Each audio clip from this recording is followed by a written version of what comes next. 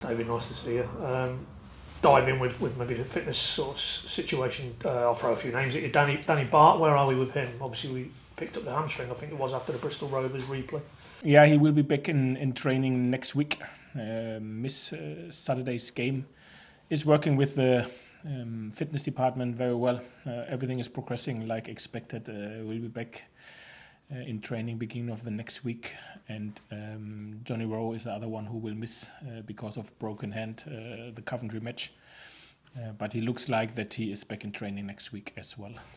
Where are we? Shane Duffy said it was only a minor issue in terms of why he wasn't involved at Liverpool. Yeah, he's back in training and is in contention for the day. And Sargent was obviously fine. You explained your logic there, why you didn't bring him with you to Liverpool, so there's no issues there. It was just a...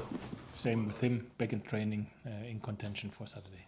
And other than those ones I've mentioned, David, any other ones, like i.e. any who were involved at Liverpool or any other sort of fitness concerns going into the weekend?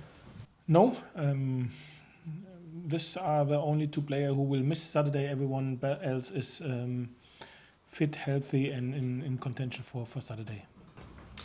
We'll get it out of the way because I'm sure you don't really want to talk about it, and I don't particularly want because the you have done well not to have it as a first question. Well, play the game, haven't you? But I mean, the reality is we are sat here with halfway through deadline day, and I know things are moving, and there's only so much you can say. So I'm not going to, as I say, bombard you with lots of questions. But I think it's safe to say Alameda, Celtic, that's moving down the track. He was pictured in Glasgow last night. Just as his head coach, why, from your point of view, is that potentially something that could happen? Is it just a young man who wants to play football and you can't give him that kind of guarantee?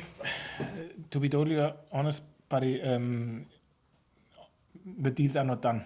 And before the deals are not done, I don't like to speak about it. That they are on the way, obviously, I will not lie, but they are not done. And this is why, obviously, I don't like to speak about these situations and deals if they are not done. Okay, understood. So you don't want to speak about certain Dutchmen then either? No, it's the same. But obviously, as well, I think you are well informed.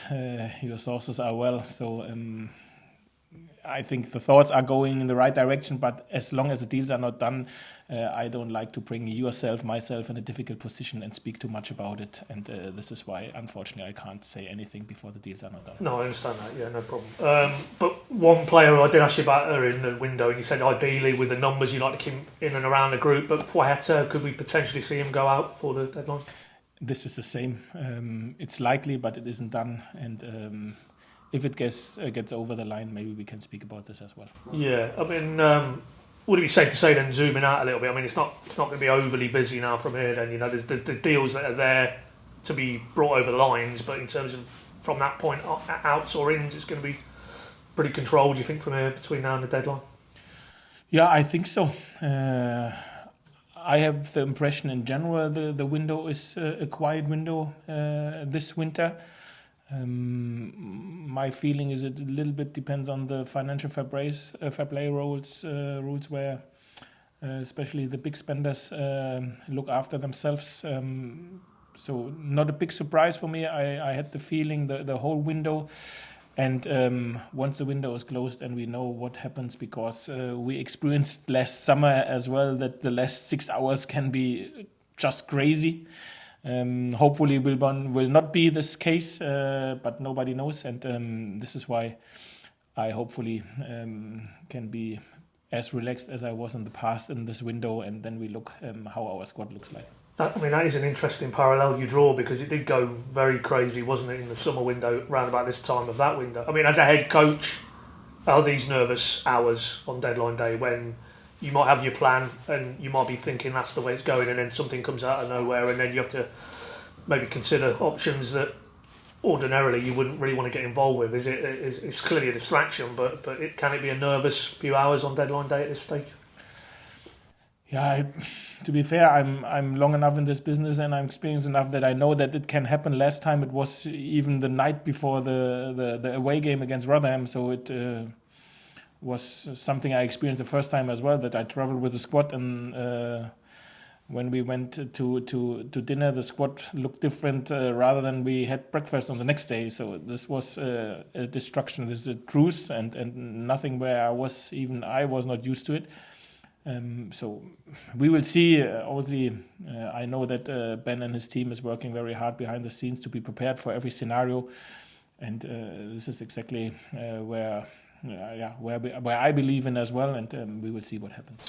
And one more, and then we'll move off this. But subject to nothing happening untoward between now and deadline. The fact is, then you keep John Rowe, you keep Gabby Zara. There might have been some Norwich fans concerned that potentially there would be, as always with these things, players have their price, and if clubs came in, you'd have decisions to make. But that's a positive, isn't it? If you're moving forward into the rest of the season with two key players for it.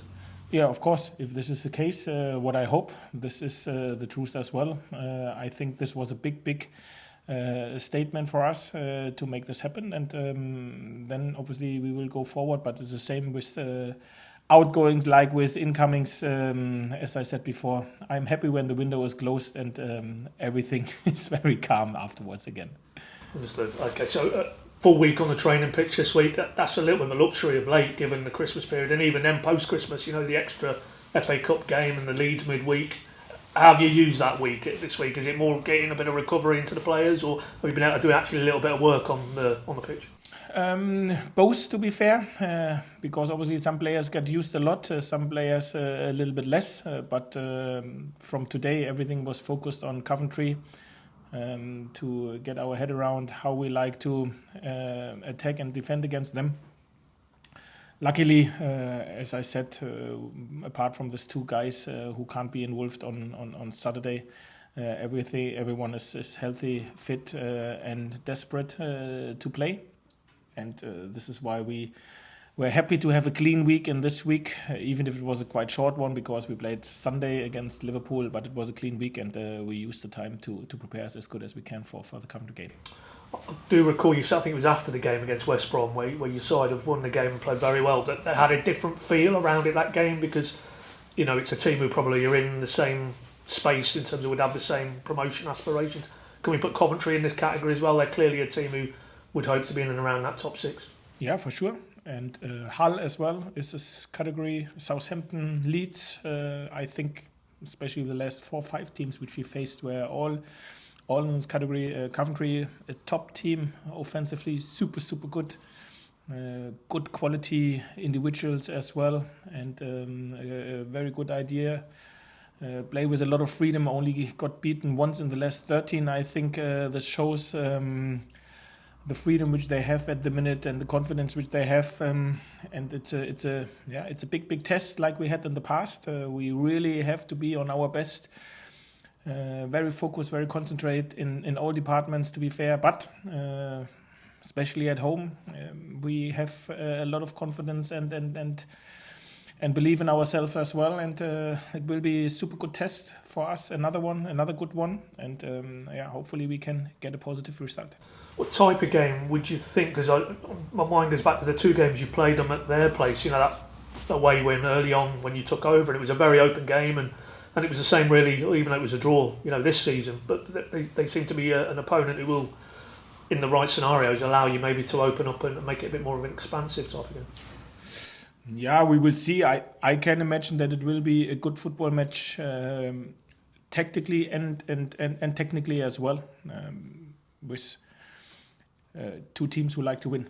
This is what I expect. But does it automatically means we see a lot of goals? I don't know. But I expect a tough test for us. I know that we have to be on our best, but I have so much belief and trust in my group that we are capable of give them a game, and this is exactly what we like to do. How do you rate that, looking from afar, that John Mark Robbins is doing that? He's been there a long time now, so he's had a chance to really embed what he wants, and he got into the playoff final, he just fell short. But do you like how he's gone about sort of building that club up again? Because obviously in times past they were in the top level and they went all the way down to League 2, and he's brought them back to where they are now. Yeah, I think what he's done is remarkable. In general, if you stay as a manager at a football club as long as he did so many years, this speaks for itself, and this automatically means you have done a good job and you were successful, and this is exactly what he has done. yes, they spend a lot of money in the winter. Yes, they sold a few players as well. They've done very, very smart business. And obviously financially now they have a certain power which they used very well. This is the truth. I know that maybe for the one or other, Coventry is not the most sexiest club or biggest name in this division, but in terms of the individuals which they have and in terms of how they play, with how much freedom they play, they are a top team. They totally deserved to be in the mix for the playoff spots, and this is what they've done now this season again, like they've done it in the last season, and there is a certain consistency. So yeah, they've done a good job, but that doesn't change that we like to win this game tomorrow. I just wanted to pick up one of the elements. Obviously, we know you've played Liverpool since, but going back to that Leeds game and that second half where you were very, very good in possession that night for a concerted spell against, you know, arguably one of the best teams in possession in the Championship. I guess going off what you said a few games before, that we needed to get better in that aspect and be better on the ball, and you know these players have got that in them, and they showed that at Ellen Road. Is that a strand you just want to try and develop now, starting with Coventry and moving on again, that possession and control?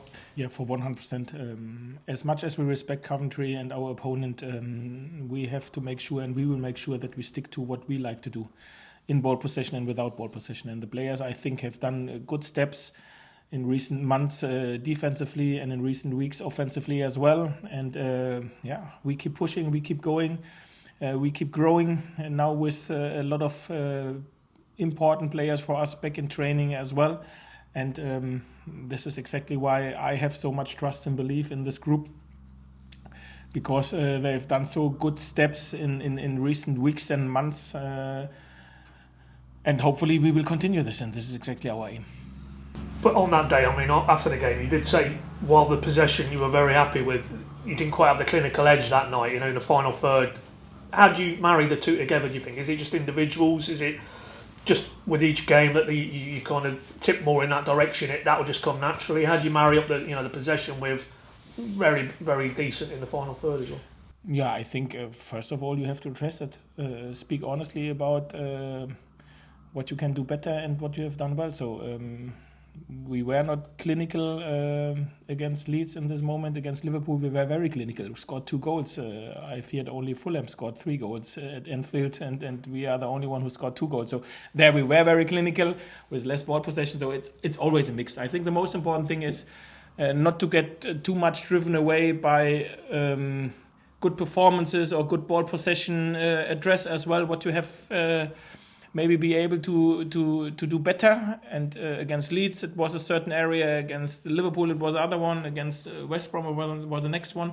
But as well, make clear there were a lot of good stuff in all these games as well. And I think this is exactly how we've done it always in the past, and we will do it in the future. Speak about what you should improve, what we have to work on, but make clear as well there were a lot of good things as well. And we have to make sure that we improve in all departments, in all areas, have a high demand on ourselves, with all the trust and belief which we can have.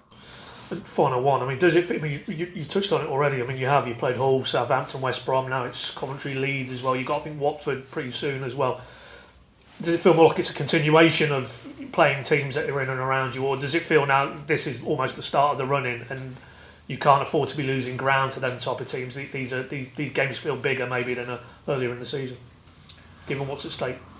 Yeah, the truth is the game on Saturday feels big. This is the truth. A very big one, especially at home. But to be honest, the game against West Brom or against Leeds, Hull was as big as the one on Saturday. So all games are big. I think it makes totally sense to be focused only on the next one. On this game, how can you be the most difficult opponent our opponent will face? And this is what we have to make sure, that no one enjoys to play against Norwich City at this stage of the season in this game. And this is what we really like to make sure. The truth is we have 17 games left. It's massive, isn't it? 17 games left, and we are in and around the mix, 3 points behind the playoffs. So this is the fact at the minute. And what does it mean? It means there's only one direction. We go for it and like to attack it, like we said the whole season. In moments where we had maybe a little bit more difficult circumstances, like now, where maybe the one or other had a little bit less belief in this team, like now. And this is where from my perspective, as a manager, I have to, and I have done it in the past as well, try to calm everyone down, to be only focused on what we can influence on the pitch. And this is exactly how we continue now. So make sure Saturday, take it game by game, seriously take it game by game. Not only say it, do it, and make sure you play and perform on your highest level. And I think in recent weeks, the players have done this fantastic. Thanks, David. Good luck, Saturday. Thank you. Thanks, Paddy.